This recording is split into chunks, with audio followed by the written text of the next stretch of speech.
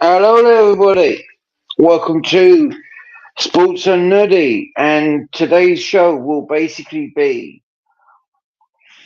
about the Arsenal game, the PSG game, and to talk about a few things that happened on another show that I just did for that because it's a bit, yeah.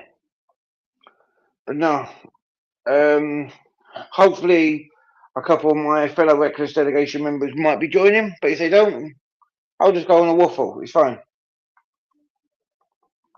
Um, But no, as I say, PSG game. I didn't watch the game. I literally was at work. I will say this: what a game! That's basically football. That is basically football. So I'm also playing PS5 while doing this as well because I've got no one here and I'm bored. And while we'll be talking, but no, as I say, PSG that is football. 5-4. Um, Chelsea Chelsea played them in the Club World Cup, beat them 3-0. When it mattered, PSG beat Chelsea um, a couple of goals. And talking about Chelsea, I've got my friend from the Reckless delegation. I've got El Captain. How you doing, Captain? I do, man. You're right. Not bad, mate. Not bad. I'm only gonna be alive for about an hour because I've got to do my son's lunch in about just before 1. No worries, man. You know what?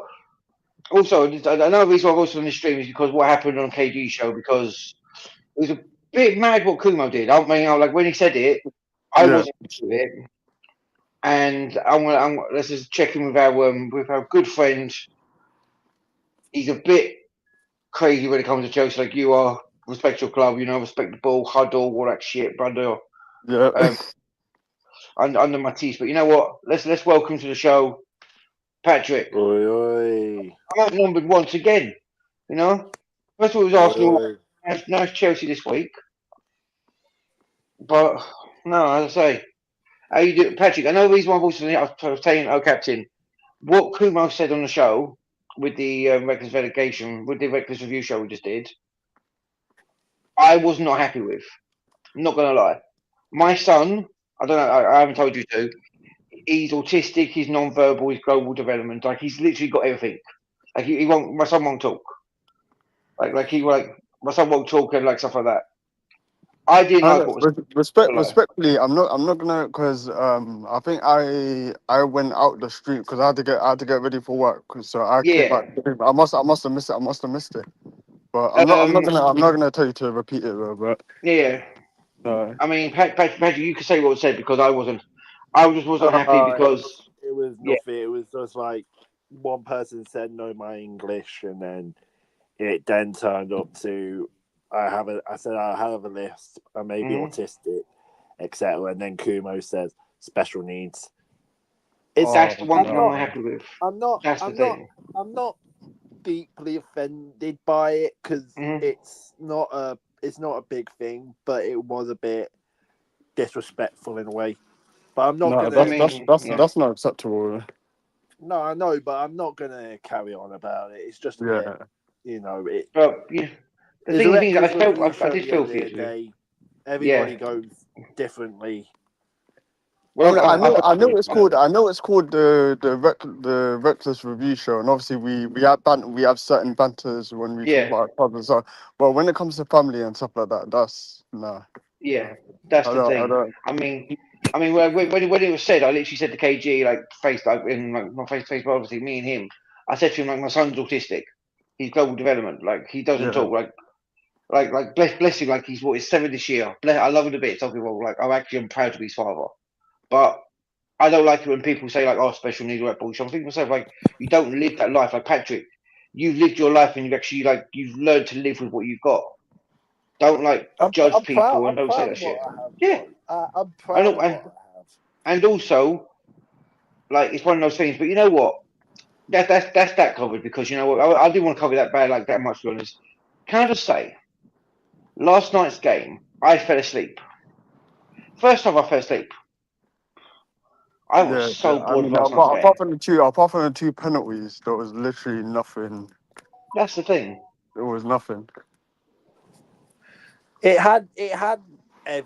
didn't have everything that I would have wanted, but I will tell you now, this whole Harambal thing, if we didn't see it in the first half, we're definitely seeing it in the second leg. Because But I didn't. Go on. one mistake and they're done. Like, whoever makes the next mistake is probably not in the final. Mm-hmm. And like Arsenal can play the defensive game, but I don't know how long they could put it up for. Because Atletico Madrid were definitely the better side in the second half.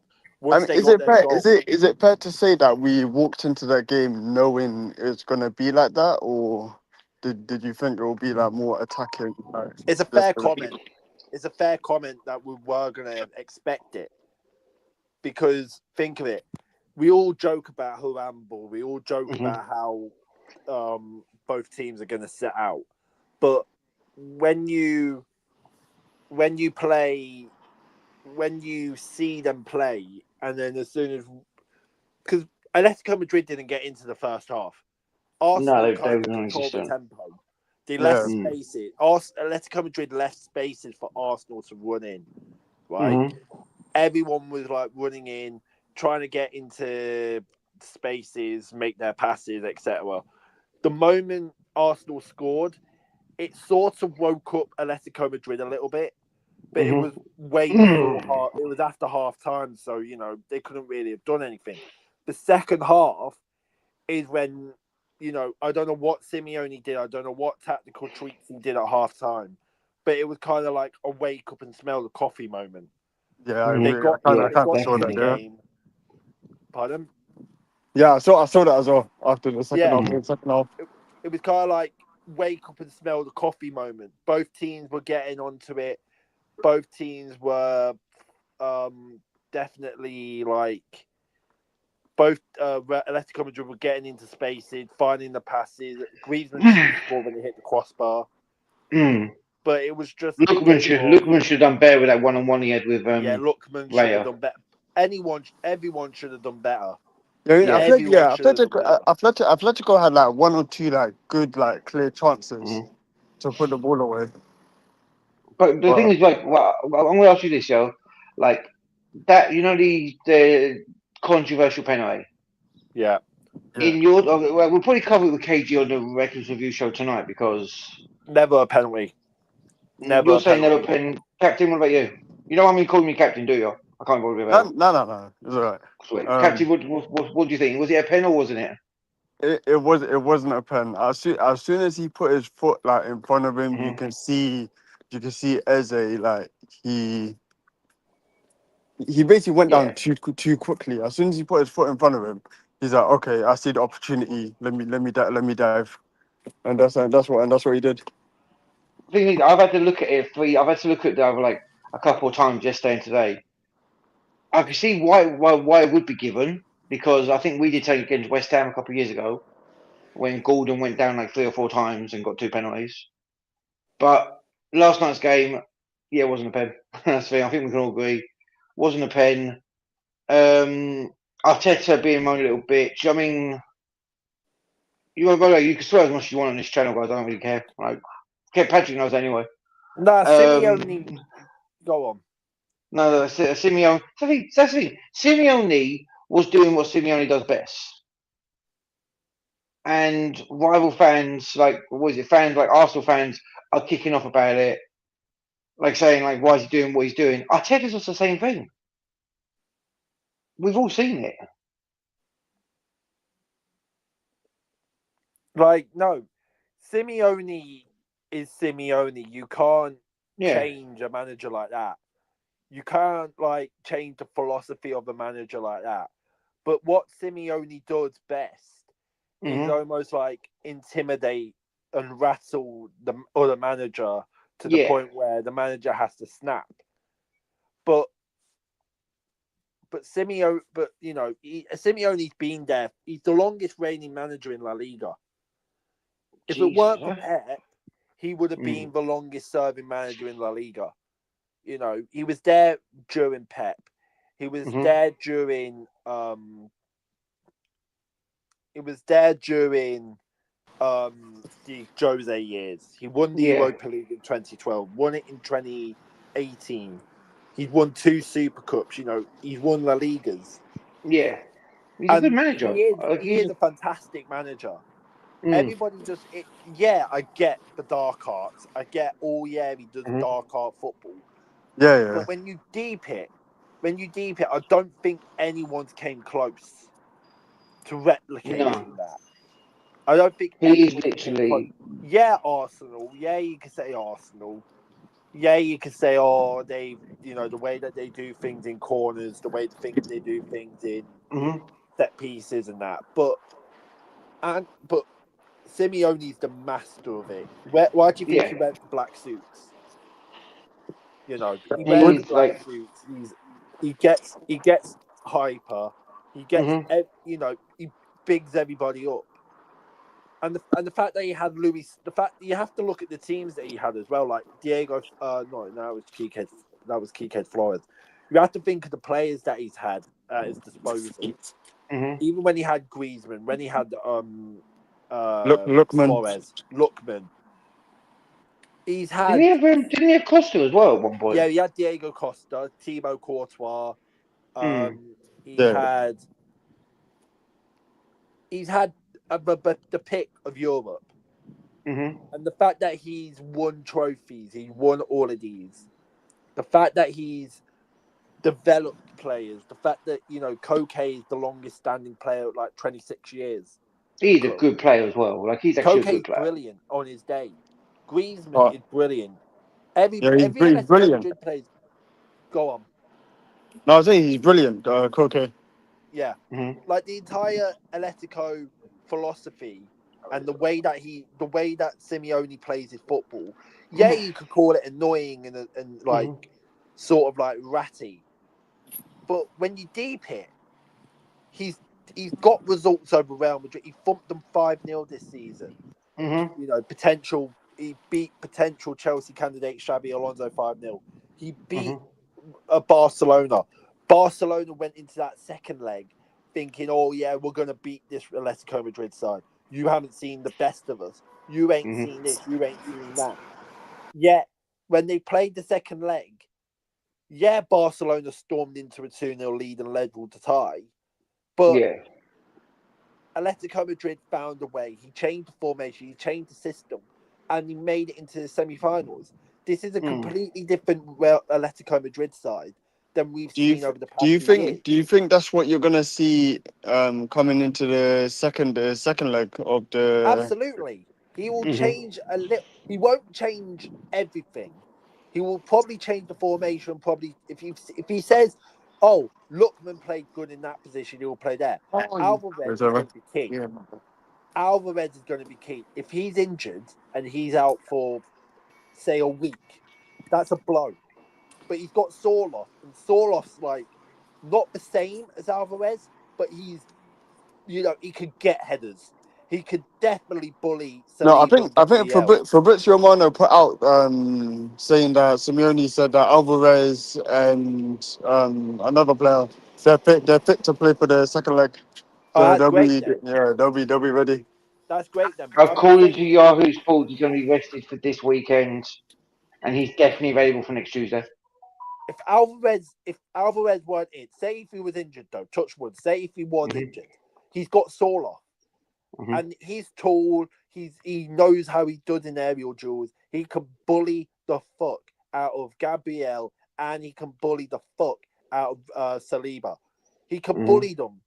Absolutely, he can bully them. Yeah, right? Definitely. Alvarez, if he's there and he gets the free kicks, they're done. They're done because Alvarez can hit a free kick. He almost scored one last night. Like he was that close away. Yeah, he was so that penalty that Alvarez was ridiculous, bro. Yeah, like I thought the Waltz made a penalty we scored against Forest was mad. But that penalty that Alvarez scored last night, I thought myself Alvarez's penalty yesterday was fantastic. Yes, absolutely fantastic. You couldn't even ask for a better penalty than that.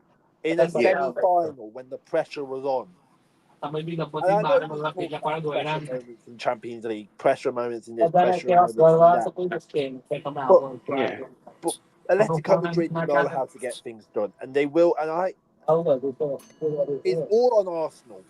Let's not beat around the bush. It's all on Arsenal at the Emirates. The atmosphere at the Emirates, whatever tifo they're going to pull on, they're going to sing the England rally. They're going to do everything they can to try and get to this party. But Atletico Madrid know how to spoil a party. Yeah, We've seen it. That's thing.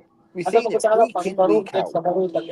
If Atletico Madrid set themselves up and not go, don't do the first half, do the second half, Atletico Madrid. Yeah, they need to wake up. As soon as it kicks off, they need to wake up and exactly and go for it. How can you let Atletico? How does Atletico Madrid go from quiet in the first half, then fully awake in the second? They woke up. They had numerous chances of putting the game to bed yesterday. Lookman, Alvarez, and Griezmann. All those three had chances. But in the back of our mind, I think we could. I'm not saying we will, but I think we could have a Bayern Munich Atletico Madrid final. Pure simple reason.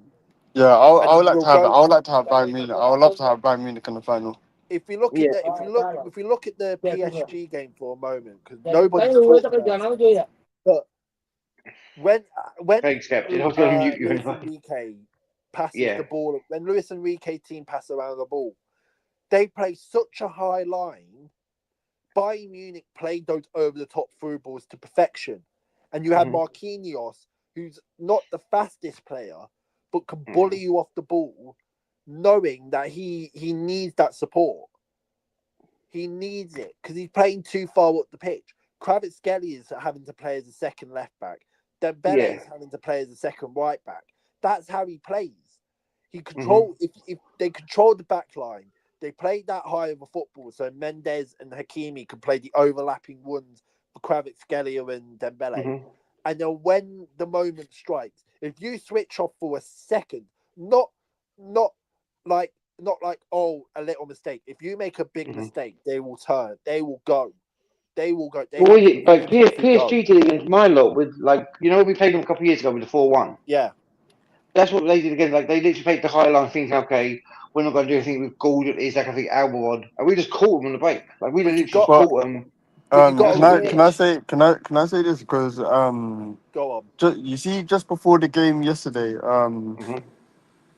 who is it? Thierry Henry. He was analyzing like the wingers, and like the likes of Kvaratskhelia, Elise, Diaz. Like when they get the ball, they run at their fullbacks. Yeah, they do. Yeah. When you analyze Madueke or like the Arsenal way, they'll get the ball, and then they'll just pass. They'll pass back. They will never like. If you watch them, they'll never create chances.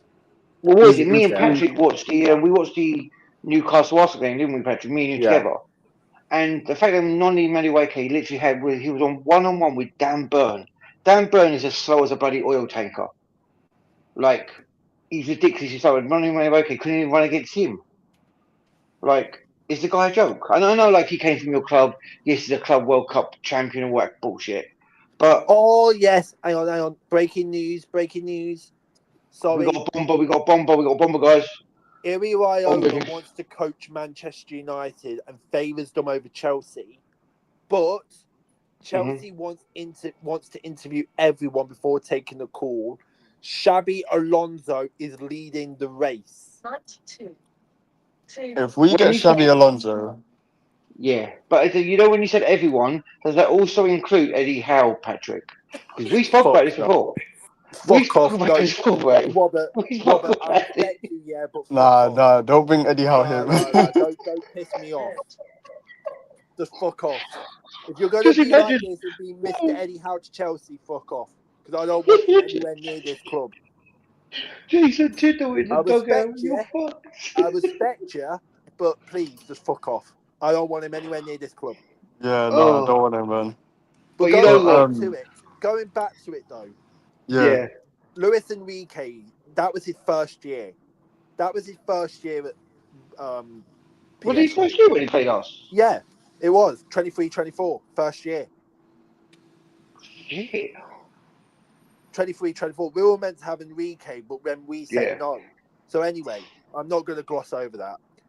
So the way that you look at that video, and he said to Mbappe, "You're not the Michael Jordan of this thing. You're not the Michael Jordan of this operation. If you play on the wing, you're fucking helping out. Mm-hmm. I don't want you pissing about. I want you to help out. You get behind where we need to go. You get behind Mendes. You help attack that side. If not, get the fuck out." And what happened? Yeah. He got That's out. the thing. Kvaratskhelia in January. Dembele. You had you brought in Ramos was still there. Who's that striker for? You got Doué, the striker for PSG. I forgot his name. Striker. I don't know. I saw Dembele played up front. If he did, then I apologize. But you see how the second year, because the front three of PSG are Kvaratskhelia, Desiree Doué, and Dembele up front. Those are the front. All right, then. So Dembele's up front. So you see the second year of Enrique, they sort of click, but he loses to Arsenal. He loses to, Liverpool in that game.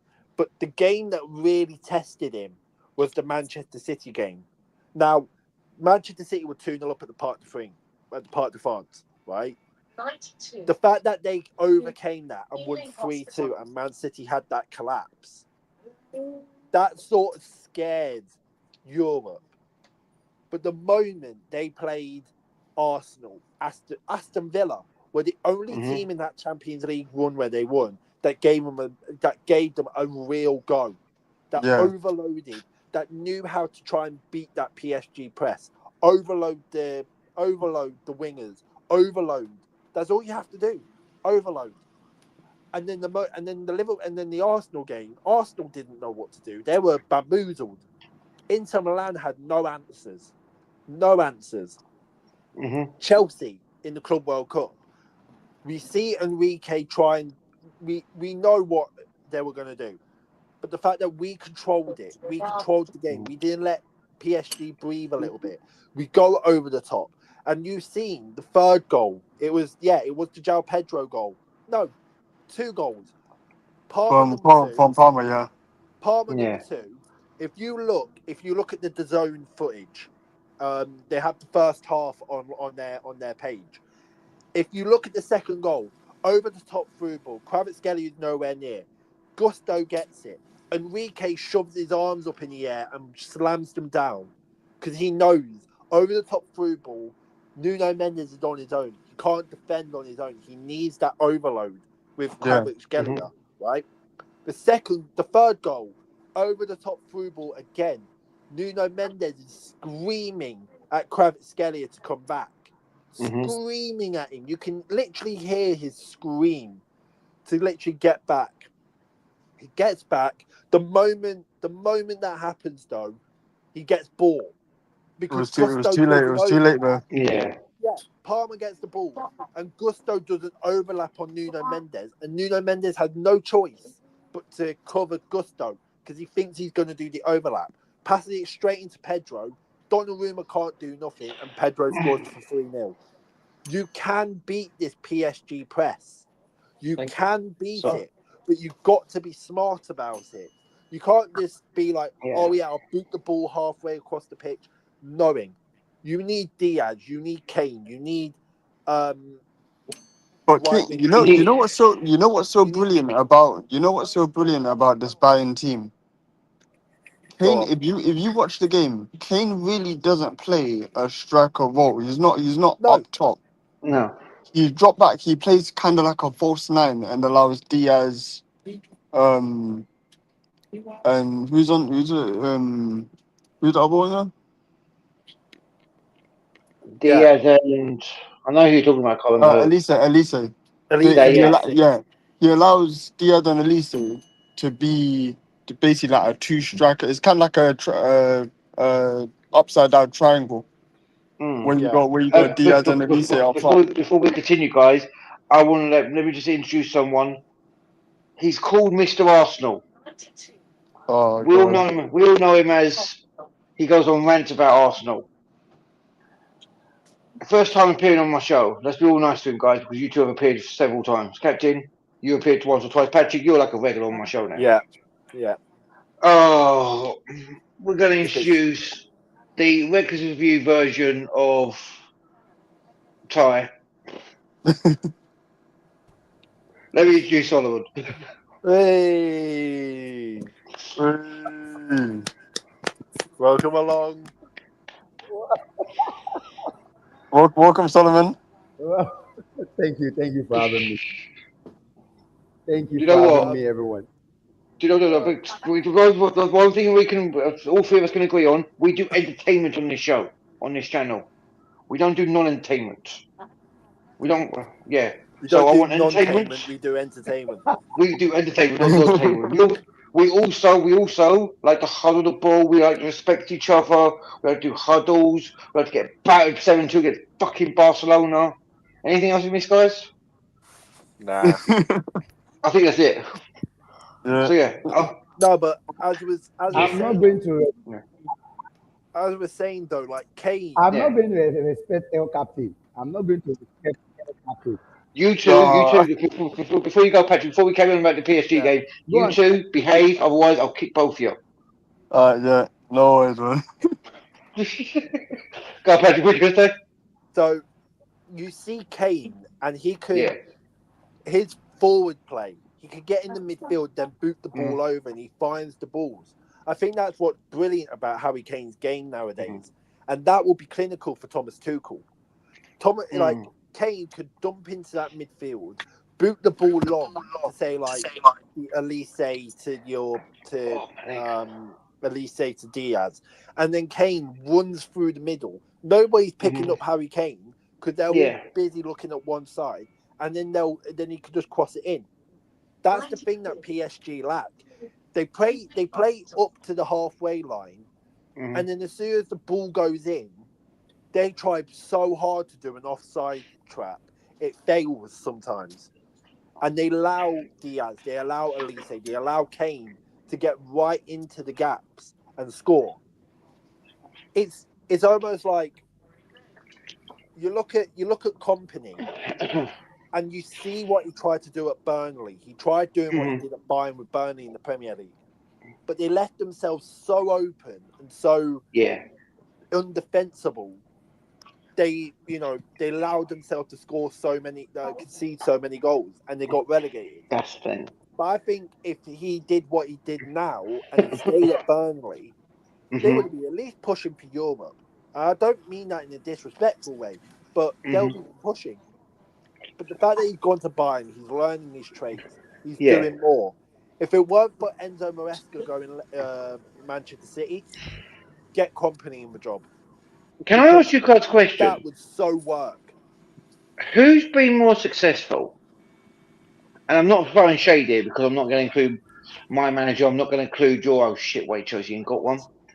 Who's been more successful, Mikel Arteta or Kompany? Kompany. Solomon will probably say Arteta. I said I'm going to say Arteta to back his guy.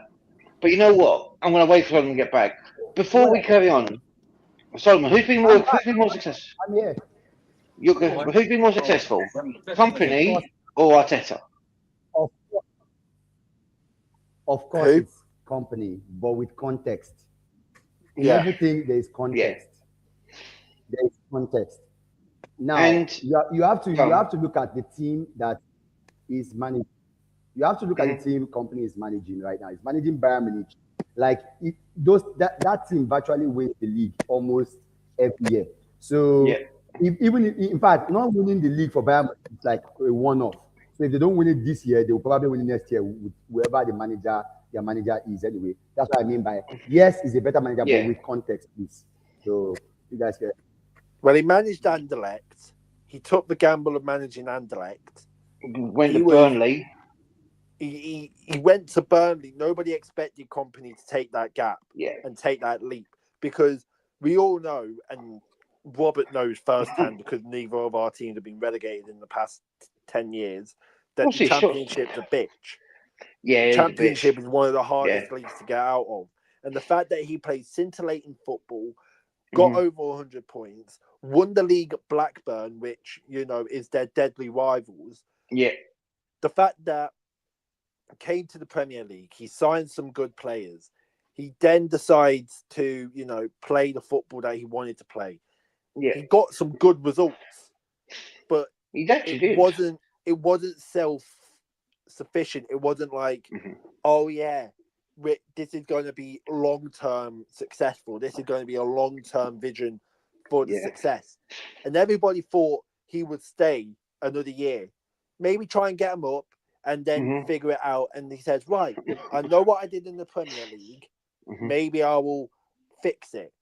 But you can't turn down a job like Bayern Munich. You can't. That's the thing. You can't. Because Bayern Munich are a German powerhouse. And the fact that, they didn't win the league because Xabi Alonso pretty much spanked the entire league. Yeah, and I'll give you that one. I genuinely feel that Company is going to be one of those managers that if he does come back to the Premier League and it is Manchester City, we all know Endo Maresca's top dog, top person to take the job. But if he takes, if Company is second, if I was the Manchester City owners, I would do everything I can to get Company, because the way that he's playing football is kind of like Pep, but not Pep, if you know what I mean. Transitional plays, forcing, that's the difference. Kane plays as a midfielder. Imagine Haaland playing that midfield role, finding the passes. And the fact that Kane has scored nearly over 60 goals this season. Go on, Solomon. I have a question. Have you also considered the fact that we can just assume that Company will just step into the EPL, especially managing a Man City team, a very good team. Definitely, he might get his fee.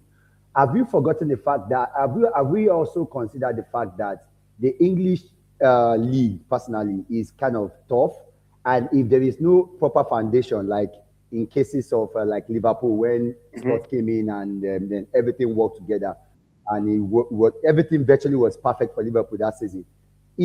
Are we not ignoring the fact that being in the Premier League, teams kind of find you out a lot and it's tougher? Yeah. Like before I drop this mic for the other, Robert, you know the case of Eddie Howe. Like even though you want Eddie Howe out now, personally, I think Eddie Howe is a very good manager. I think he's a good manager. I rate him a lot. Like I'm not even joking here. I rate Eddie Howe a lot. When we didn't have a manager, I thought we were going to get him. He was amongst those that I actually believed that could do the job that I was okay with, because he knows how to get results with whatever he has. He doesn't need the big budget, and he does, big budget or not. I don't know if he knows how to manage a big budget. And hypothetically speaking, I don't know if he comes in, he will do bad. I rate him a lot, but for what he has achieved, don't you think this Premier League will humble you? Premier League for me, I think Premier League is a humbler. And if you are not managing this league, you can't just. Eddie Howe, and I said this to Patrick, I said this to others. Eddie Howe, and I said this to Patrick, I said it to Captain, I think I said it on KG's show as well. Eddie Howe came in when we were 19th. Didn't win a game in 14 games. He came in, his very first game was Arsenal at your place, which I don't think he was there for, because I think he had COVID. And we lost 2-0. We then played Brentford when he was actually at the ground, and we drew 3-3. And then when he brought his players in January, I think we brought Trippier, Bruno, Burn, Wood, and I think that was it. And then he went on a mad run. We end up 11th that season. So don't get me wrong. I said it to you. I said it to guys as well. I always respect Eddie Howe, what he's done, but he's taken as far as he can go. He can't go any further. I want a new manager. I'm like, as you can see, the hashtag. I've got the thing is Eddie Howe out. It's time for him to leave. He needs to leave because he's taken us. He's won a trophy with us. He's won. He's like got what is it? Champions League two seasons out of 3. We got the 2 finals. We got to like numerous quarterfinals. We got through to the knockout stage of the Champions League for the first time in our history, which is crazy. But he can't manage a big budget. Look at how much money we spent in the summer. 55 million on Wissa, flop. What was it? 55 million on Langer, flop. 35 or 40 million on Ramsey. The jury's out on that one. 35 on Chow. He's been a good player in my opinion. 69, 70 million pound on Waltermader. He's trying to turn into Joe Linton 2.0. Well, would you look coming up to the end of the season? There's actually a lot of managers that's available to get. That's the thing. Would you because Ariola is leaving Bournemouth at the end of the season. Patrick knows who I want. I want your special one. I want the special one because we've got Jose, he's been linked to. Is a rumor. I don't know if it's official, but he's been linked to Real Madrid. Yeah, but as I say, if he doesn't go Madrid, hold on. I think his release clause is £6 million. I think. Is it 6 million? Patrick, have a look. I can't remember. No, he's got no. I'll go back to what Solomon's asked in a minute, but what do you call it? He's got a great clause in his contract, Jose. Yeah. And apparently if it suits Benfica and it suits Jose, he will leave. But he's got a long-serving friendship with Perez at Real Madrid. So, that's if he doesn't go thingy, I would literally take him at Newcastle because as I spoke to Patrick before and a couple of times, we've got a relationship with Mourinho. Like he's already came out that press conference we had when we played him this year. The Bobby Robson connection. Bobby Robson. He was. I think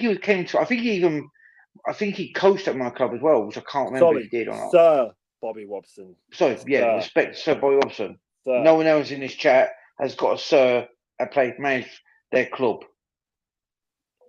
No, going back to Solomon's question about managers like Humbler. Remember when Pep Guardiola first came to the Premier League? And this is a brilliant example, right?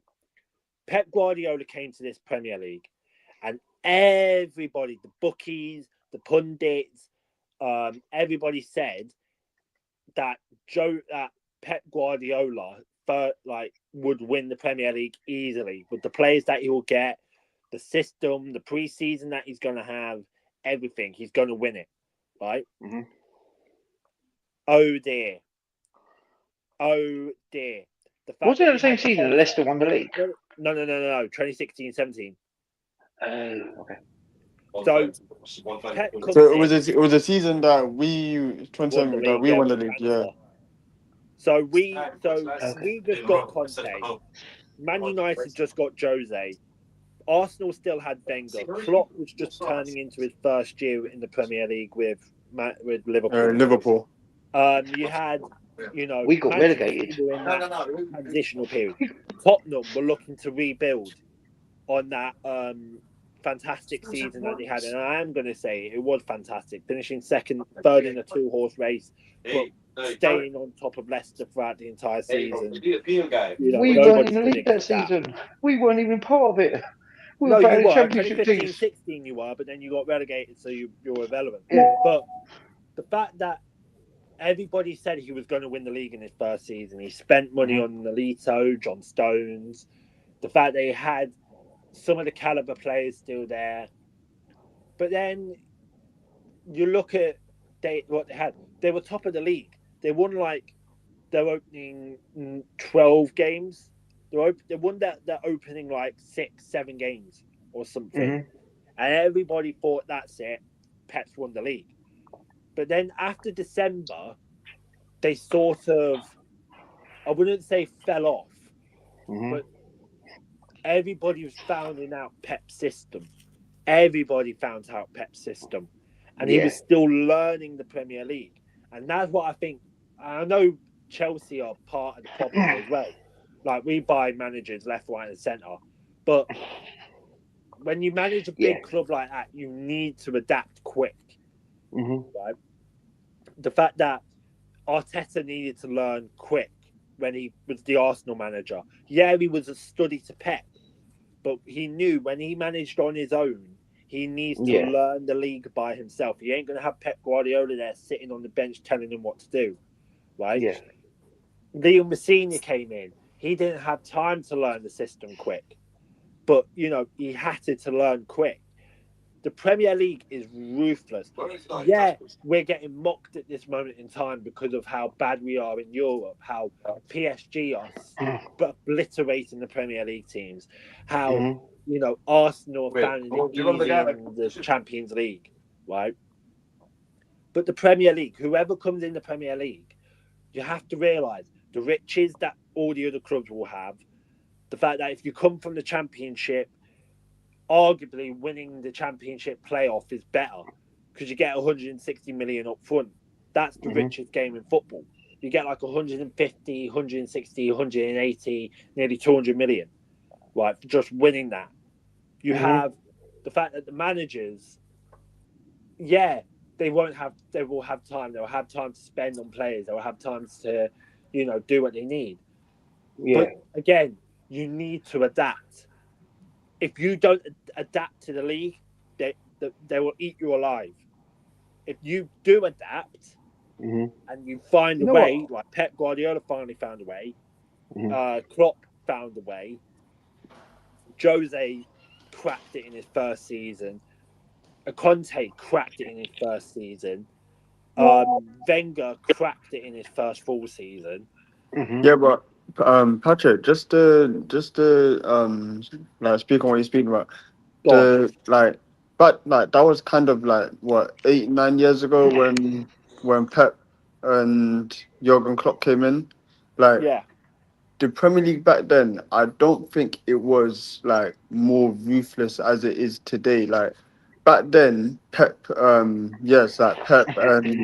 Klopp, like they did have time to analyze the game and build on. That's why it took 6 years for Klopp to have his team the way it was when they did win the Premier League.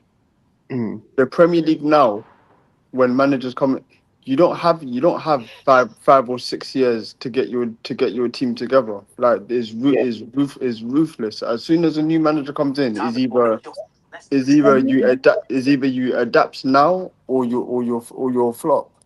Go on, Solomon. Can we just agree now? Can we just agree that this, I honestly enjoyed every word coming out from you guys right now, because at least I now understand. Some of you, I get to understand your ball knowledge, because basically I know that the bantering thing will always be there, and I love it. It makes football very sweet. That's what we enjoy. It makes us.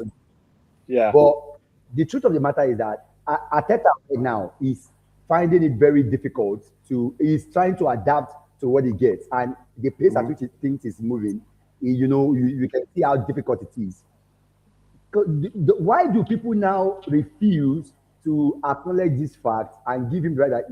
Okay, we talked about company. Company had done 1 or 2 jobs and managed Anderlecht, managed this, done that. Arteta's first job, and competing with the best in the business, competing in the best league in the world. Right now, Alonso doesn't have a job, and yet people want to shit on him that he's not a good manager. Yes, he has not got over the line yet. I'm not saying he's a world-class manager, but why is it difficult for people to accept the fact that this guy is an elite manager and he deserves his flowers for that, not for for so far? Why is it difficult for people to acknowledge that? Or is it because of Arsenal or just banter reasons? No, can I answer? Can I answer that? Go on.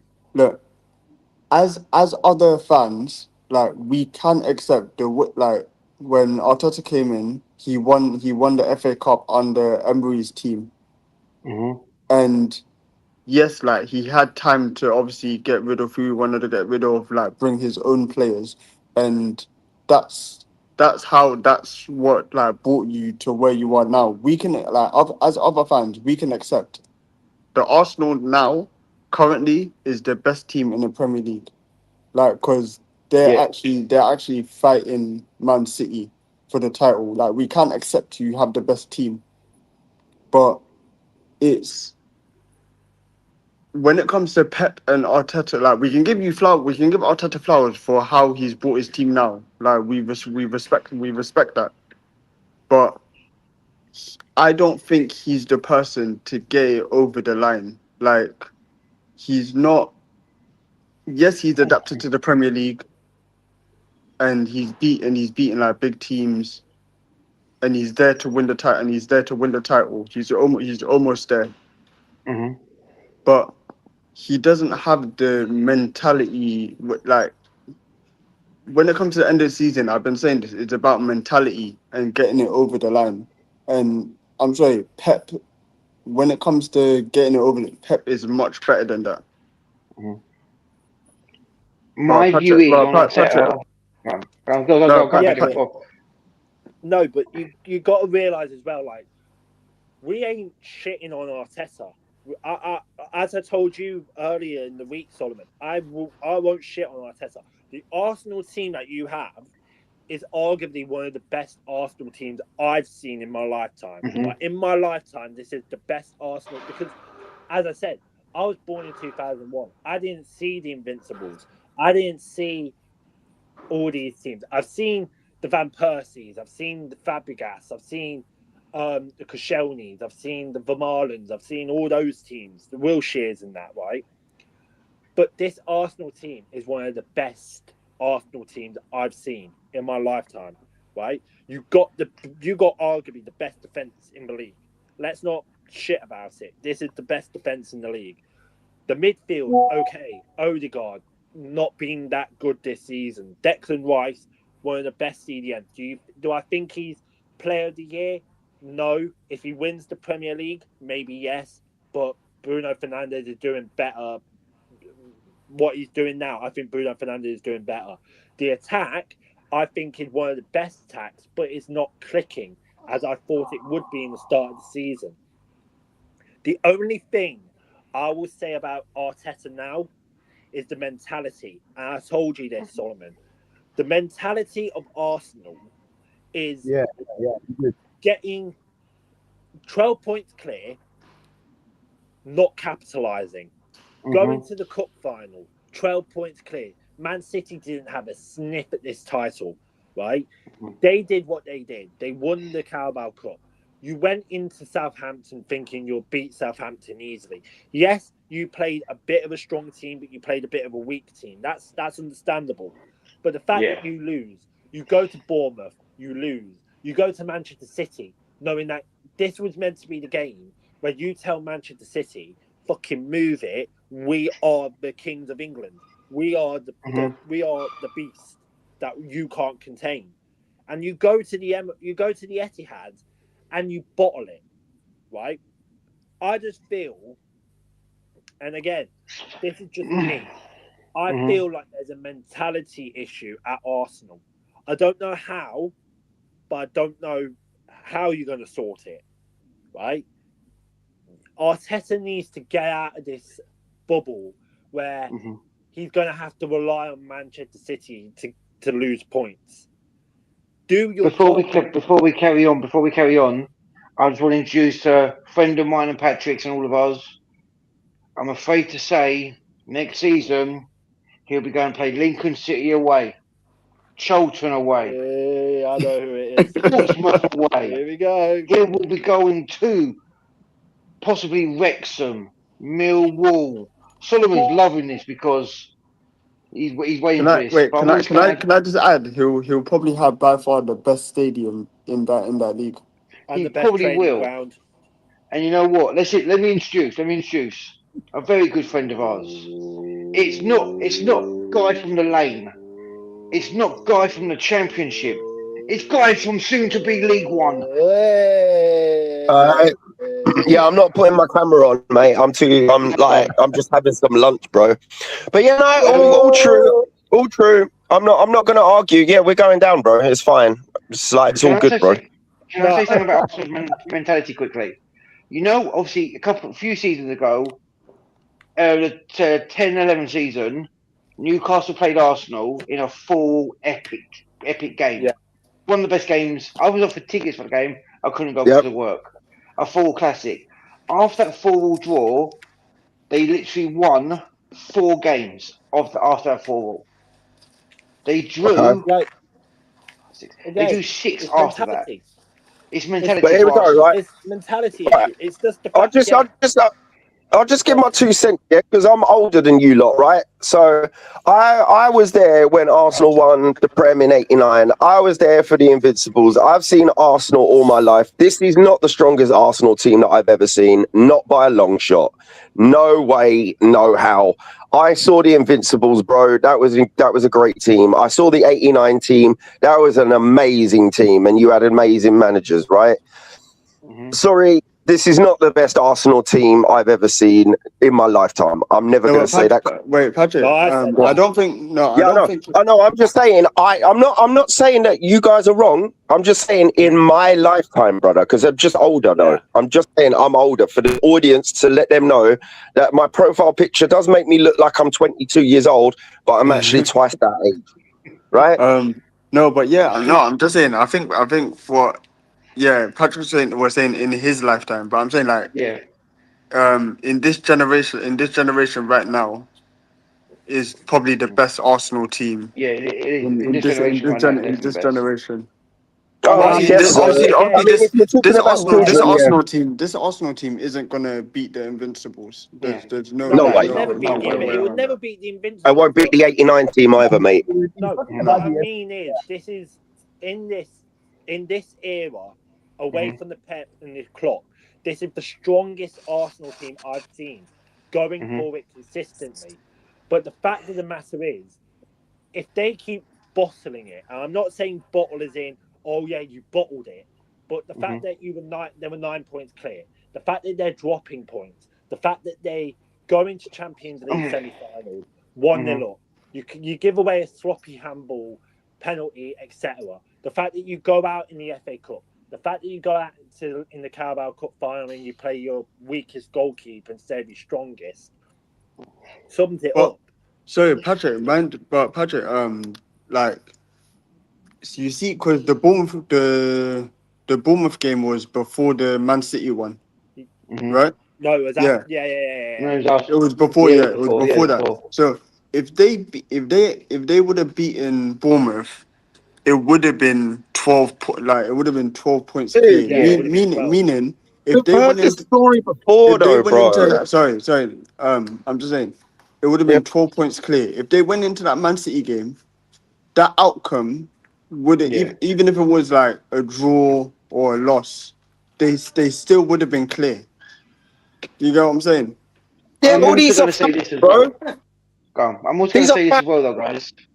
I've witnessed. I think I'm slightly younger than Guy. I witnessed the Invincibles. Unfortunately, didn't want to, but I witnessed it. I witnessed Bergkamp make Bergkamp's a legend, bro. I made Bergkamp make Davies his bitch. I witnessed that firsthand with that little twist. I mean, what is it? Arsenal? What is it? Thierry Henry, one of the best strikers in world football. Still, he still holds the record, in my opinion. I still respect Thierry Henry. We drew to that. We drew to the Invincibles, by the way. We drew to the Invincibles. Just an FYI. In that season, we drew against them. So did we. We drew 0-0. Yeah. Like I say, I just remember. We all know. But that's the thing. That's the thing. I'm just saying I remember it, bro. I know, no. My problem with this Arsenal team is now. I think we all agree. Well, I'm not sure Tottenham fans will agree. I'm not sure Chelsea fans will agree at all. But Arsenal need to win something this season. Yeah. Not because I hate to see Arsenal win a trophy. I hate it. Right. Let me just get this clear. Disclaimer. I hate to see Arsenal win something this season. But they need to win something for the pure, simple reason if they don't win anything this season, then what was the point in going 12 points clear? What was the point in going deep into cup competitions? What was the point in going deep in the Champions League again, knowing that if you don't win any of this, all of this hype, all of this buzz, all of this talk, it's all for nothing, bro. Yeah. All this talk about all for nothing. being the best team and Ballon d'Ors and PFA players and everything else would be for nothing. They need to win something, not only for the players, but to validate Arteta as a dog bollock manager. As like, oh yeah, he is one of the best managers in this league. He's not the best, because obviously Pep Guardiola is still here, but still. Guys, I'm just gonna say, I'm gonna be heading off. Yeah, no, it was a good chat with you lot. No, good chat with you, Captain. And yeah, in a bit, guys. See you in a bit, man. See you in a bit. By the way, we're only doing 5 more minutes, guys, because I've got to go and make a little minute in the console. Go on, Solomon. All right. Now, let me just say this before. As an Arsenal fan, right? I'm speaking for my Arsenal fan now. I'm trying to be straightforward for you. Yeah, I would not tell you I'm not afraid of the way we are playing. Right now, I'm scared that I have that part of me that is scared that at the time I end up not winning anything. I do feel it. I do have that doubt in my heart. And sometimes I worry about it. But, you know, at the end of the day, you're a football fan. You have to enjoy it. You have to enjoy the time, everything, and get the point out of it. But the truth of the matter is this. The truth of the matter is this. Right now, I witnessed the invisible era, even though I was young. I think I'm in my late 30s now, and I witnessed the invisibles. And definitely, this is not the best, you know, Arsenal side ever. But let me tell you, I tell you, after the invisible era, this is the best Arsenal squad that we have had after the invincible era. What I mean is this. We had men like Danielson. We had them like Diaby. We had those like Justin Hoyt. You know, we were leading the line with our defense was Felipe Senderos. And, you know, all those guys were not it. So in fact, let me just to make it perfect. In the Emirates era, you know, since we moved to the Emirates, assembled. Now, I said this to Patrick a couple of days ago on my show. I said, I don't think Arsenal's problem is even Arteta. We are fighting a psychological battle. This is no longer a kind of if the team is good enough. This team is good enough to win a trophy. But the problem is the psychology is down. Arteta is fighting a psychological war. He's beyond the normal, you know, footballing and this. It's called the intangibles, mate. Get over the line. Forget about. Yeah, we call it intangibles. That's what we call it. The intangibles of football. Exactly. So for me, I saw people, you know, laughing at him when he did the light bulb thing, this thing, every of his, you know, playing. You never. The rabbit and the duck one, mate. That is classic. Immediately you should know exactly that this is no longer about the football that we play. It's not about the team. The team is good enough to do it. It is just the mental strength. That you know that Arteta knew from beginning that mentally Arsenal is weak, and right now it's showing in our actions. And let me tell you something: 5 more games to go now, right?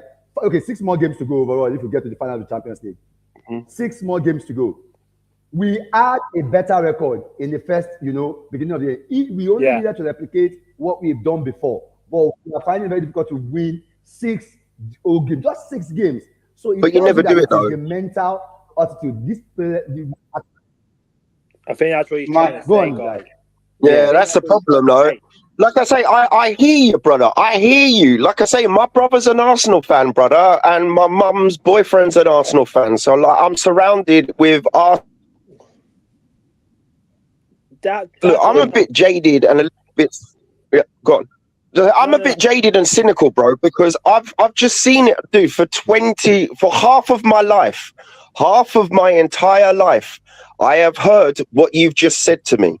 I've heard it. I hear you. You're correct. You're right. But here it comes. It all comes down to this, yeah? It all comes down to this. Do you believe that they will overcome it or not? See, for me, I'm jaded. I'm cynical. I've seen it for 20 years, half of my life. I can tell you I don't believe it. The only time I'm ever going to believe it is if you actually do it. That's it. That's the thing, right? That's what I said. They need to win it. Fair enough. But you need to win it. Yeah, you need to win it. But the validity I think that's how you say it, of the players and Arteta. Yes. Because if you keep losing, I know Arsenal fans will never agree, but if you keep losing, if you keep finishing second, that will be your new DNA. The fact that you get mocked every week, the fact that, you know, no matter who you go, whether it's politics, whether it's going to the shop, whether it's something, they will mock you. They mock you every week. The fact that we all go to the grounds and we say second again at LA. Chelsea fans, we're having a party. Doesn't matter where we are. It up. No matter where Arsenal fans are, no matter where you go, you get mocked to fuck. And I'm not trying to put my Chelsea hat on here. I'm trying to talk like a genuine person. The fact that you get mocked every week. If I was an Arsenal fan, every club, bro. You're right. Arteta needs to be that guy. Sorry. Arteta needs to be that guy where he puts all the images on the screen, everything of fans mocking him, Sky Bet, gambling sponsors, everything that mock him, and say, listen, talking about me now, bro. Yeah, like these are the fuckers that are talking to you. They're not talking about this, that, and another. They're talking facts. Do you want to be champions? Do you want to be fucking champions? Then fucking show me why you deserve to be champions. Don't just sit here and allow and say to people, oh yeah, but finishing second is another good accomplishment. Or getting to the Champions League semi-final was a good accomplishment. Finishing second, runners up in the Carabao Cup was meant to be a good opportunity. None of that bollocks. It's over now, bro. That time is over. That time is over. You either talk the talk or don't walk the walk, because you need to walk the walk now. This ain't a joke anymore. For Arsenal fans, this can't be going on anymore. The fact that you get mocked, the fact that pundits are now doubting you when they said in December that the league was done. Yes. The fact that Arsenal fans keep saying the league was done in November. You have to realize this is a marathon, not a sprint. Yeah. You're halfway up that mountain. Do you want to climb Mount Everest? Then have the balls, have the lungs, and climb that mountain. Because as right now, we're here mocking you and we're here enjoying the ride. And it will continue to happen until you do. That's the thing. It will continue to happen. Exactly. You can't do nothing about it, bro. You can't do nothing about it because the only thing. Look, I know I'm going to the championship, bro, but I still got trophy before you, bro. That's the whole thing. The fact that you allowed every London team to win a trophy, Newcastle winning a trophy before you, it's embarrassing. But the thing is, I'm gonna end the streaming I'm gonna end off with this though, yeah.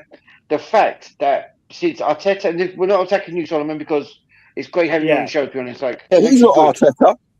He doesn't. You're just Arsenal representative, and I'm afraid you've got 3 rivals here who don't like your colours equally as you don't like ours. The fact that Arteta has allowed Tottenham under Ange to win a trophy before Arteta won another trophy with his squad. The fact that you've let Chelsea under Blue Coat win 2 trophies and world champions for 4 years. Not 1 but 2. The fact that you allowed Eddie Howe and Newcastle with an understrength side in the semi-finals that we played each other on. The fact that you allowed us to get to a final and beat Liverpool. It's just embarrassing. But you know what? That's the last thing we need to say. You cannot allow Arsenal to do this anymore. If Arteta wants to be a serious manager and wants to put fire in the bellies, just show him all the mockeries and tell him, look, again, this is what they're doing. This is what they're saying about you all. Declan Rice, you're meant to be Ballon d'Or winner, and they're saying that you're not a Ballon d'Or winner. You're meant to be the attack. You're meant to be the best attack in the league. You're meant to be the best goalkeeper in the league. Yeah. Then why ain't you showing me this on the pitch? Why are you bottling every last thing? Don't bottle your emotions. Let your anger out. Play freely. But no, Arteta wants to be stubborn. He wants to do this. He wants to do that. And around you, you're letting other clubs win trophies before this manager in 6 years. Yeah, but the thing is, that's the story, though. That's the story. That's the story, though. That's the story. I'm going to let Solomon have 30 seconds to send a. Yeah, go for it. I'm muting myself, bro. To send a war cry to Arsenal. I'll put you on the mains. It's fine. Send a war cry to the Arsenal players. If they see this, tell Arsenal players the content what you want. Pretend we're Arsenal players and we're all like depressed and that we're losing games. Be that manager, bro. Tell Arsenal what you want. I'm going to put you on the mains now. So you've got 30 seconds. Solomon, go. Guys, let's go. We have the memes. We have the memes. We have the memes out there. We do it. You got 45 seconds. All I'm going to say is this. All I'm going to say to you guys is this. I know the whole world is against us, but when the world is against you, show them who you are. Victor Gyökeres, they've called you saggy jeans, they've called you bad all names. Ebere Chieze, every one of you, even Martin No Shoulder Guard, like they call you. Show them when you are raising your armpit at the end of the season. Do what is necessary. 4 more games in the league and 2 more games in the Champions League, and you guys are making history. You can go out there and do it, and I'm very, very sure that you will do it against all odds. Guys, let's go. Come on, you Gunners.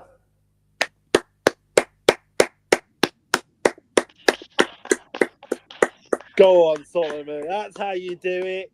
That's how you do the bollocks. But you know what? How the hell do I... But you know what, guys? I'm going to end the stream now because I've got to wait my little son's dinner, but lunch, actually. If you guys want to Patrick and Solomon, if you're on the Reckless View show later on, I'll talk to you then. But until then, I'm out of here. Peace. See ya.